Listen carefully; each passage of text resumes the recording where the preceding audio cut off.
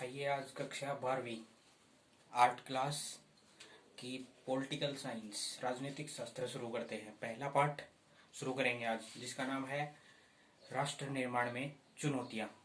तो इसकी छोटी छोटी बातें सुनेंगे, ध्यान से सुनेंगे तो अच्छे से पाठ समझ में आ जाएगा और हम उसको कर लेंगे।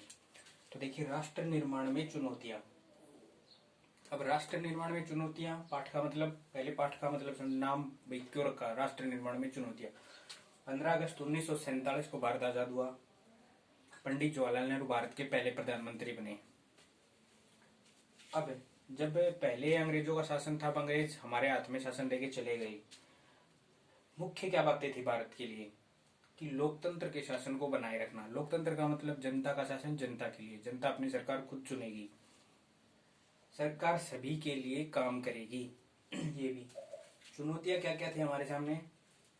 देश की एकता को बनाए रखना। अनेक प्रकार, अनेक लोगों, अनेक धर्मों के लोग रहते हैं। सिख, मुस्लिम, हिंदू, जैन, ईसाई, सब धर्मों के लोग रहते हैं। उन सभी को एकता के सूत्र में बनाए रखना, सभी का बिना भेदभाव के विकास करना। और उस समय रजवाड़े थे, भारत के अलग अलग टुकड़े हो रखे थे, तो उनको एक सूत्र में बांधना। इसलिए इस पाठ का नाम क्या रखा है, राष्ट्र निर्माण में चुनौती। तो हम सारी डिटेल पढ़ेंगे इस पाठ के बारे में। अब देखते हैं विभाजन किस प्रकार हुआ।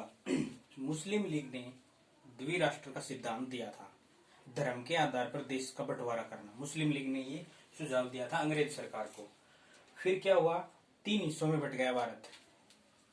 पश्चिमी पाकिस्तान, भारत और पूर्वी पाकिस्तान। पूर्वी पाकिस्तान मतलब जो अब बांग्लादेश है वो। तो इन 3 हिस्सों में बंटवारा हुआ, धर्म के आधार पर बंटवारा कर दिया।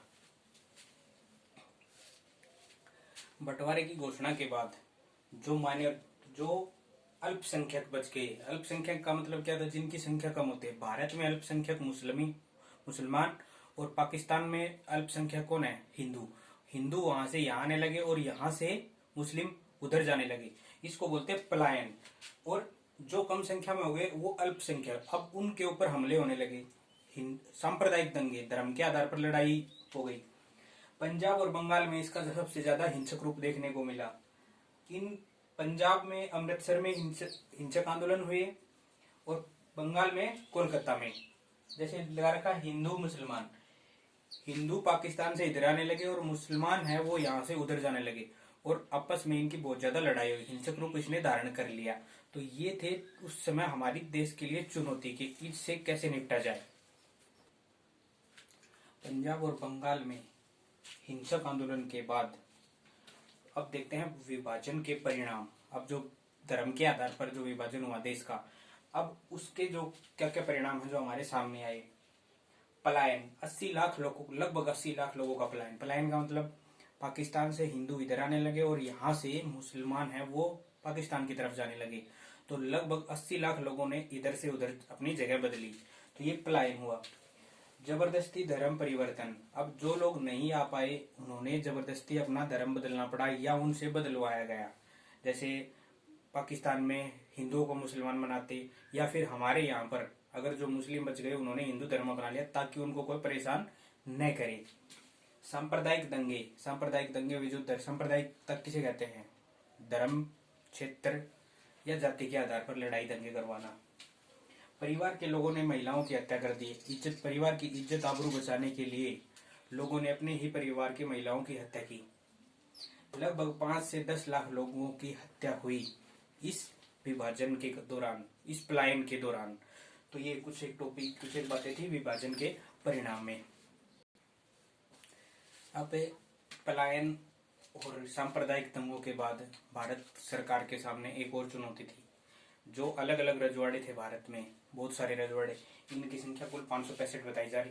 तो 565 रजवाड़ों को भारत में शामिल करना, क्योंकि अंग्रेजों ने उनको बोल दिया था कि आजाद भारत और पाकिस्तान और पूरी पाकिस्तान को बनाने के बाद कि रजवाड़ों को अधिकार है कि वो भारत में शामिल हो या फिर अपना एक अलग देश बनाए। अब भारत के सामने उनकी चुनौती थी कि उनको भारत में शामिल करना। तो अब उनकी संख्या कुल कितनी थी, 565। इसका मतलब क्या है कि जितने भी सारे रजवाड़े थे, भारत सरकार चाहती थी कि वो सारे भारत में आ जाए ताकि भारत एक राष्ट्र बन जाए, टूटे नहीं। अब अंग्रेज पहले शासन किस तरीके से करते थे, या तो खुद सीधे सरकार ब्रिटिश सरकार शासन चलाती थी, या वो रजवाड़ों को अपने पक्ष में करके भारत पर शासन करते थे। तो ये उनके कुछ एक तरीके थे। अब रजवाड़ों को भारत में शामिल करने का जो योजनाएं बनाई गई उसमें बहुत सारी समस्याएं आई, वो देखते हैं हम। अब देखते हैं रजवाड़ों का भारत में विलय करने के दौरान आई कुछ समस्याएं, कि जब इनको भारत में शामिल किया जा रहा था तो भारत सरकार के सामने क्या क्या समस्याएं थी। कि अंग्रेज सरकार ने उनको ये अधिकार दिया था, रजवाड़ों के ऊपर जो राजा था उनको अधिकार दिया था कि आपकी इच्छा है कि आप भारत में शामिल होना चाहते हो या नहीं होना चाहते। त्रावणकोर के राजा ने सबसे पहले मना किया कि हम भारत में शामिल नहीं होंगे। उसके पीछे पीछे हैदराबाद, कश्मीर, जूनागढ़ और मणिपुर, ये जो रजवाड़े थे इन्होंने भी मना कर दिया भारत में शामिल होने के लिए। तो फिर सबसे जो सरदार वल्लभ भाई पटेल, लौह पुरुष के नाम से जिनको जानते हैं, उनको इसका अध्यक्ष बनाया गया कि रजवाड़ों को भारत में शामिल करने की योजनाएं उनके हाथ में थी। उन्होंने अपना काम बड़े अच्छे से किया और अंत में जाके धीरे धीरे करके उन्होंने भारत के सभी रजवाड़ों को भारत में शामिल कर लिया, ताकि भारत की एकता और अखंडता बनी रहे। सरदार वल्लभ भाई पटेल ने सभी रजवाड़ों से बात करके उनको समझाया कि उनके अधिकार खराब नहीं होंगे या उनके अधिकार छीने नहीं जाएंगे, उनके अधिकारों को बरकरार रखा जाएगा। इसलिए सभी रजवाड़े राजी हो गए और उन्होंने भारत में विलय करने की अपनी सहमति दे दी। अब उसके बाद राज्यों का पुनर्गठन, कांग्रेस अधिवेशन हुआ था 1920 में, और उसी समय बता दिया गया था कि भारत जब आजाद होगा तो भारत में जो राज्य हैं वो भाषा के आधार पर बटेंगे, भाषा के आधार पर राज्यों का बंटवारा होगा ताकि देश टूटे ना।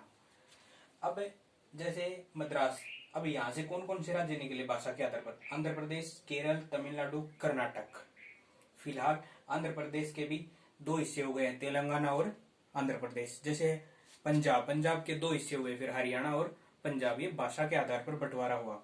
तो सबसे पहले तो पटेल की भूमिका सबसे ज्यादा रही इसमें रजवाड़ों को भारत में शामिल करने में के लिए। फिर मणिपुर का भारत में विलय, जून 1948 में राजतंत्र कायम, सरकार के प्रयास कामयाब और भारत में विलय। तो मणिपुर को भी, जो मणिपुर रजवाड़ा था उसको भी भारत में शामिल कर लिया गया। सरदार वल्लभ भाई पटेल, जिनको लौह पुरुष के नाम से जानते हैं, उनके प्रयास कामयाब हुए और इन रजवाड़ों को भारत में शामिल कर लिया गया। तो पूरा पाठ जो नाम था उसी के अनुरूप चला।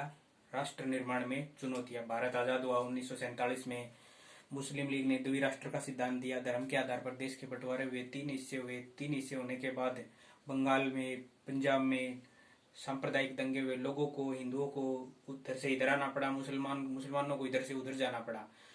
इन समय 8-10 लाख लोगों की मृत्यु हुई, लोगों ने पलायन किया, लोगों को काफी परेशानी हुई, सरकार को भी काफी परेशानी होनी पड़ी रजवाड़ों को भारत में शामिल करने के लिए। लेकिन सरदार वल्लभ भाई पटेल ने महत्वपूर्ण भूमिका निभाई और भारत को एक लोकतंत्र देश के रूप में, भारत एक लोकतंत्र देश के रूप में दुनिया के सामने आया। तो ये था आपका पाठ, राष्ट्र निर्माण की चुनौतियां। अगले वीडियो में दूसरा पाठ।